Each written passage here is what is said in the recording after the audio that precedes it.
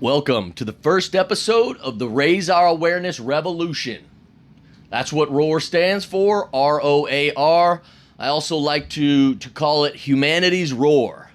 Why is that? Well, I believe that we are at a time where the world is now finally realizing that this idea that there are thousands and thousands of religions, and somewhere in there, one of them has gotten it completely right, is only beginning to look goofier and goofier. The more research we do, the more conversations we have with people around the world. And now that we're able to do that instantaneously with the internet and technology, it has really opened the minds of the masses. And so the question is, could it be that one of them are only...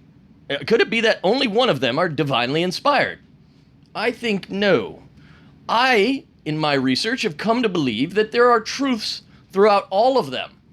And there is not one that fully embodies the full truth. And even if it did, how would we know? Well, we can really only know by learning it, practicing it, and understanding whether or not it resonates with us. And most importantly, what sort of fruits does it bear for the individual? Does it make you the best version of yourself? That would be the honest way of determining which religion is the one divinely inspired and placed here in this realm by God himself. Or we could always use logical fallacy. That's always a good one.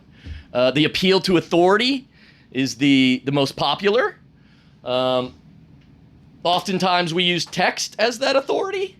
But, well, let's just pick on the Catholic Church first. I'm Catholic, so I can do that. All right? I was raised Catholic, that is. Still have a special place in my heart for it, or wherever the heart is. So, please, for those of you listening, I love all of you, okay? This is nothing, and I'm an equal opportunity offender. I'm more of a jokester, all right? I'm not trying to offend anyone. I am dead serious, but my jokes about these religions are only to put a little humor into this, because I find that when you go that route, it's actually more effective. But this is the first episode, so that's just a teaser. Get back to the point I was making. The Catholic faith believes that their fathers and the traditions that they started within the Catholic Church were divinely inspired. So that's that appeal to authority. A lot of times they refer to them as scholastics, I guess, depending on the time period, I think. But nevertheless, when you read the Catechism of the Catholic Church, I don't think you can get but 20 to 30 pages in, maybe only 10. And they make it very clear that the traditions of the Catholic Church are undeniably and absolutely installed into the faith by God himself. And there is no questioning it. And yes, it reads just like that. It reads very clearly so that the reader, before they even get into the content of the book, does not have any question in their mind. If they are to question it, they have now veered from the truth, and only God can have mercy on their soul at that point.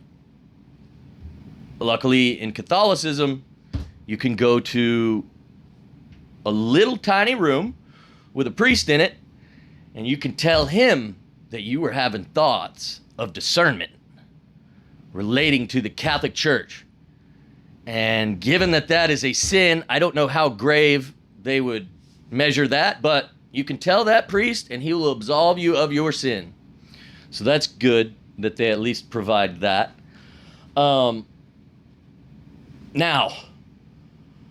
I will save going much further into Catholicism for another time, but I really want to get back to the appeal to authority fallacy. There's other questions that one can have about a particular religion, regarding the philosophy that religion is promoting, like the philosophy that we should be thinking certain individuals should be or will be separated from love and the source of all that is forever and ever and ever if they don't live a good life. Or some religions have simplified it. If you just simply don't believe in the story and the narrative of the historical texts and the church fathers telling us that Jesus Christ is God incarnate, which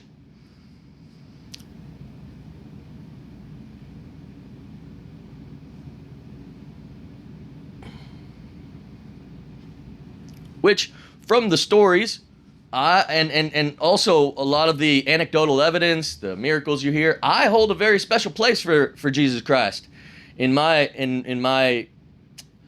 worldview. And I'm okay with Jesus Christ being an avatar of the concentrated consciousness of the Creator in human form on this earth. I'm okay with it. But where I believe we go too far is when we start telling people, if that doesn't resonate with you and you struggle to believe it, then you are going to HE double hockey sticks. It's that easy. Like, the old Bob over here lives at the bar, goes home with,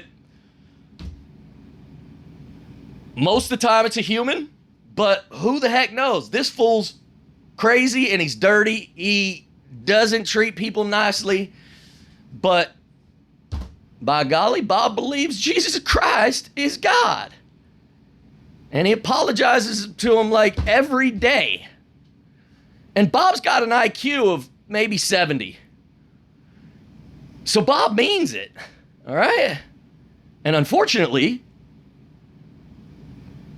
well, naturally, Bob loves this idea. Bob and all his buddies, they love this idea. So whatever Protestant religion that is, kudos to you guys. You guys are really doing a wonder for Bob and his buddies. That really should be a little more aware of their actions and how they make people feel, because I do believe that this life is special. This life is magnificent. Unless you're talking to an atheist, then yeah, what? Like, there's nothing special here. We can zoom in as far as we want, and there's just magic all the way around. And atheists say that it's just a bunch of star stuff that collided. And we know this because the people in the colleges told us that that's what it is. So, and that's why I like Albert Einstein. That guy, he said it right. He said, you can either believe nothing is a miracle or you can believe everything is a miracle. I resonate with that. I like that. And that's all I'll say about Albert Einstein. For many reasons, but as you guys will come to find out in the future, I am not a very technical guy. I like to have fun, but I'll be damned if anyone wants to try to beat me in the game of philosophy or critical thinking. And I encourage all you intelligent, pedigree holding, spiritual leaders, religious theologians, and all of the above, even psychologists, challenge me. Bring it. I'll show you what I got. And I promise you, I'll be able to hang, and I'll probably embarrass you. Anyway, for those of you that doubt me, I'm easy to find. I got my own channel now. I'm excited, because I really like this. I like talking to myself.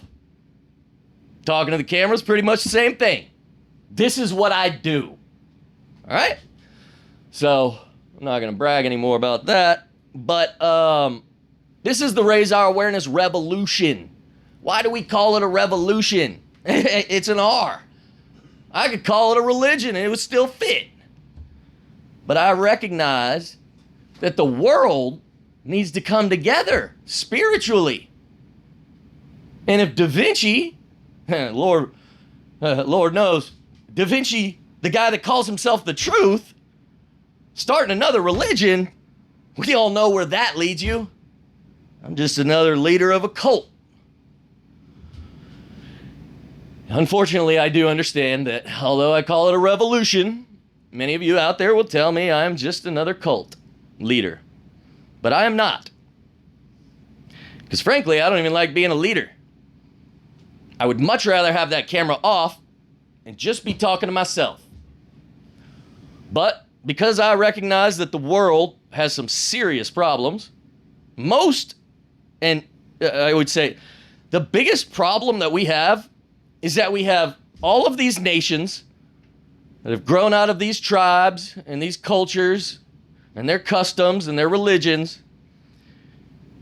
And the universe made it even more difficult for us. He made us all different colors, different languages. So we're running around this earth. It's 2025, and we still do not see all of us as divine manifestations of the source. And we are still telling each other that the culture that we come from and the religion that they espouse developed over time their own set of miracles and prophets and all of that they are going to hell because of that.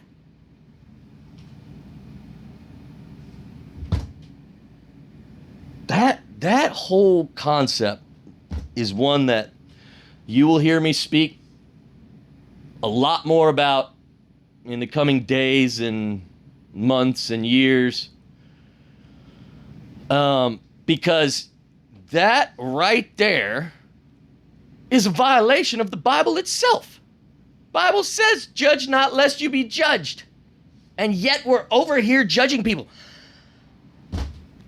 I'm not a huge, Bible scholar by any stretch of the imagination. I'm not even a scholar, really. I just like to think deeply. And that judge not lest you be judged, how did we get that one wrong? How? What's funny is that this is where people make the mistake.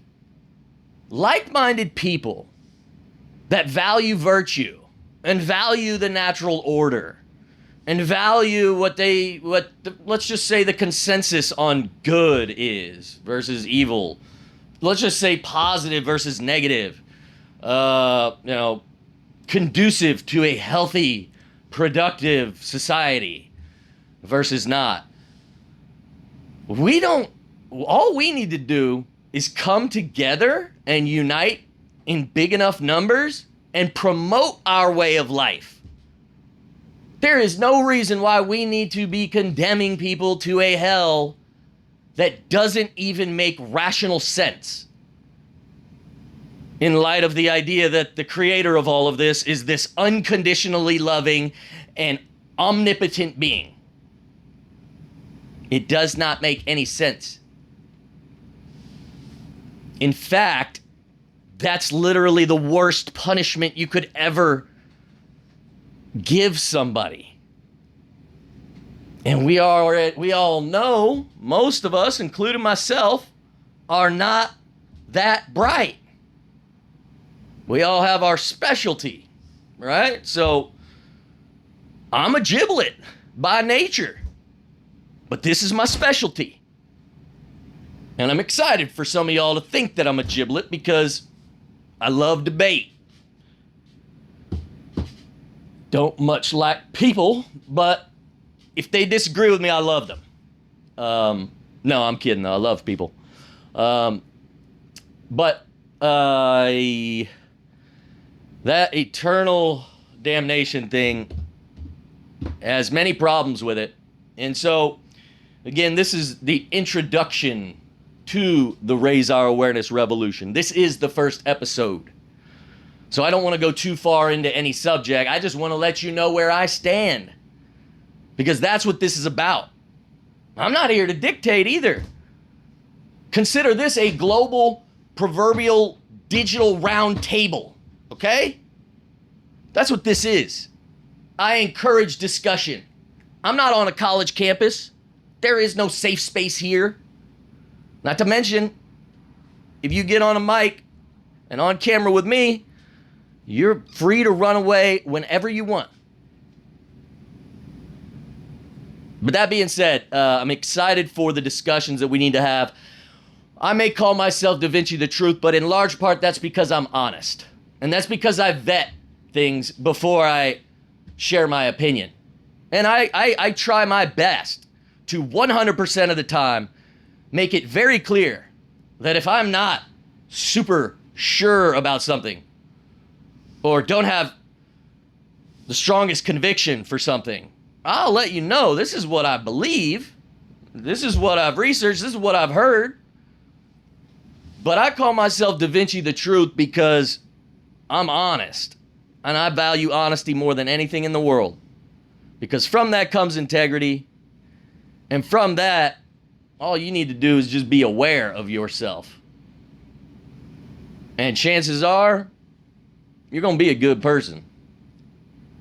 Unless you're one of those Protestant religions that will tell you to your face, I don't care how good you are. If you have not put into your mind that Jesus Christ is your Savior, that's it. That is it. You're done. So for anyone that thinks like that, hey, it's good that we have this plurality of religion because that's why I'm here, you know? I would love to do this full time. So I do have a vision of the future of this world. And I do believe that the Raise Our Awareness Revolution is going to be the home of these discussions on a global scale. And I think that once we work through all our differences, we are going to find that there is a common thread that is woven through this fabric of our world, of our society, of humanity. And I believe that to be love. I believe love to be at the top of the spiritual hierarchy. I believe that actions speak louder than words. I don't believe that there is eternal damnation for anybody. I believe God is unconditionally loving. I believe He is all powerful. So if there was ever one of His creation that were to wander off into eternal torment, I believe He would pick them up and say, hey, get on back here. We're going to give you another life and maybe give you some more signs. I don't know, whatever it is. Just, here you go. That's what I would do, especially if I was all powerful. I'm okay with the illusion that this is the only life that we have. But don't tell me that that a father gives up on his children. That's just not how it works. And you especially don't do it for the children that use honest discernment. If you honestly do the research and you honestly come to a conclusion as it relates to your worldview and your understanding of the nature of reality here and beyond, and you pass away and you go through whatever process and on the other side, you are not going to get to the Creator and have Him tell you, oh, you know what? You got it wrong, bro. I know you were honest. I know you did your due diligence, but hey, you got it wrong. I know I only gave you an IQ of 75, but it was very clear in the good book. Well, but God, how did I know who wrote the book? Well, the church fathers and everyone told you that it was divinely inspired. Why would Jesus need to write something if I divinely inspired the words into the book and that's what it is? Anyway, the conversation wouldn't even go that far with God because God would understand. You were an honest individual, which meant you lived with integrity. And it's not a stretch of the imagination to recognize that we have love written on our souls. It's the very nature of our hearts. The heart is the symbol of love. We all possess one. It's the very beating organ that keeps us alive. So there's a variety of things in all different religions that need to be hashed out, that need to be discussed. I think, again, we're gonna find that common thread. It's gonna be love. We are going to recognize that there are actually commonalities between these religions, and it's just a word or two off. You know, like in Catholicism, they have saints. They can pray to them. Dear Saint Anthony, please come around. Something is lost and can't be found. So right there, they're using a saint for a personal gain, and they're conjuring up a dead spirit. Now, granted, Catholics will tell you, well, no, he's not dead. He's alive with God. But he's special. Well, why is he special and not my grandpa? He was special. Yeah, but the church didn't recognize your grandpa. So it's different. You got to put faith in the men that run the organization that has ruled over this realm for 2,000 years. Never mind the fact that they invaded other lands and told the indigenous people of that country that, by golly, Jesus Christ came here. He was God, gave us dominion over the earth, and so we're here to take your land and force you into believing what we know to be the true nature of reality.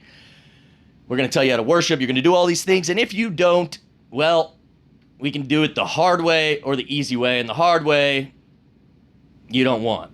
All right, so but that's really how it went with the papal bulls. And we'll get deeper into that on later episodes. But I'm sorry, at the end of the day, if part of my worldview requires me to submit to the minds of other men or the texts that other men wrote, submit 100%. I'm out. I'm not going to do it because I don't believe God gave me a brain not to use. So if it doesn't make sense to me and I'm honest and I do my due diligence, I can see God peacefully. I can cross over peacefully, confidently. And I'm excited for that conversation with him as two rational men. Respectful, rational men. I don't need fear. I'm told I should have fear. Many religions have fear built into their foundational structure. And now, thanks to guys like Joe Dispenza, wrote the book Becoming Supernatural, so many others are now doing research and realizing how powerful our thoughts are and how it's tied to our vibration and our frequency and our energetic state. Because that right there is opening the eyes of a lot of us to the reality that, well, if our thoughts are that powerful, what are we doing with low vibration thoughts like fear built into our understanding of the true nature of reality? Especially if it's unnecessary. None of us are perfect. I think we're all just called to do our best. And again, actions speak louder than words in my book. Most people resonate with that until you get to religion. Then it's words speak louder than actions. Belief really is just what I proclaim. Oh, sorry. Belief is what I just proclaim. All right. Sorry about that, boys and girls. But it wouldn't be a first episode without some technical difficulties. Like I said, I'm not a technical guy, so there's probably going to be many more of those. But pick up right back where we left off with what is it when we say we believe something, when we say that we are Christian or we are Hindu or we are Muslim or we are Buddhist? What does that mean? It means you decided to say that you believe this. A lot of the people don't even do their due diligence. Their friends and their family are this. And let's be honest, a lot of them really aren't thinkers. Bless their souls. You know, they try. But they're not cut out to think. They're cut out to live, and they've got some other gift, you know. So it just makes sense that what you say you believe, the words that come out of your mouth mean nothing unless it's related to how you treat other people. Unless it's relatable to whether or not you loved or neglected to love somebody, your words don't mean nothing.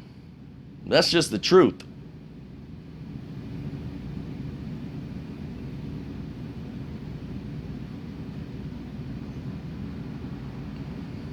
So,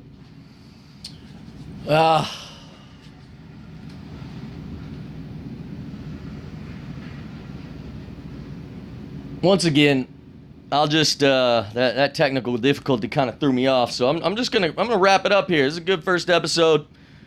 This is the introduction to the Raise Our Awareness revolution. For we are lions, not sheep. This is the home of humanity's roar. This is where we transcend religion altogether. It's time. It's time that humanity unites under the banner of humanity. It's time we start recognizing ourselves as divine manifestations of the Creator, the source, consciousness, the universe. And we start recognizing that the flower and even the rock are also manifestations of that source consciousness.